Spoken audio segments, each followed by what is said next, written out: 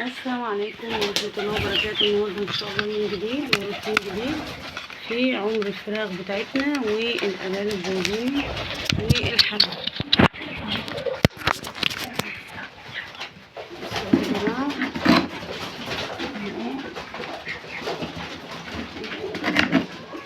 هحاول اثبت التليفون بس.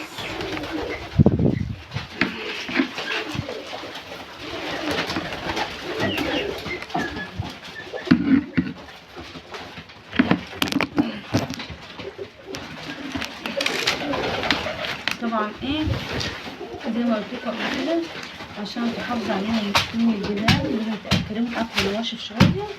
انا بقى لهم شويه عيش كده، انت ثبت التليفون وانا بدوق العيش.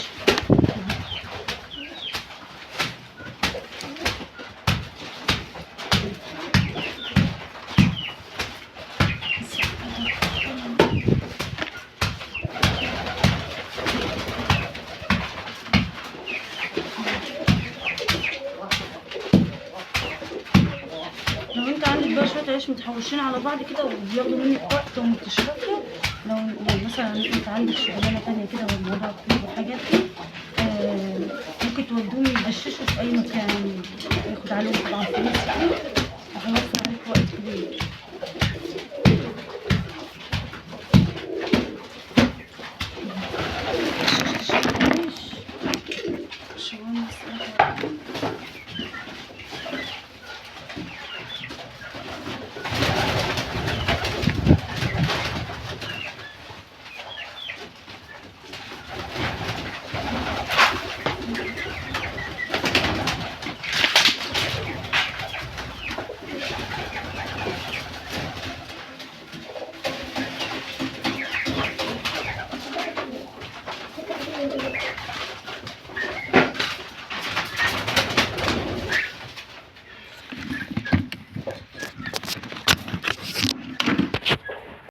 بعد ما كسرت بقى العيش للطيور، من حين بقى ان انا نبص على الزغاليل بتاعتي كده ونطمن عليها ونزود نبص على كل حاجه موجوده عندي كده عشان نكمل معاكي. بصوا الفراخ بتاكل معاكي. بعد ما دقينا بقى العيش وحطيناه لهم بالشكل اللي انتوا شايفينه ده، الطيور يا جماعه بتعشق حاجه اسمها اكل نواشف، اللي هو العيش الناشف، العلف، الغله، الذره، الحاجات الناشفه دي كلها، الدشيشه، السنابل. بصوا الفراخ عامله في السنابل ازاي.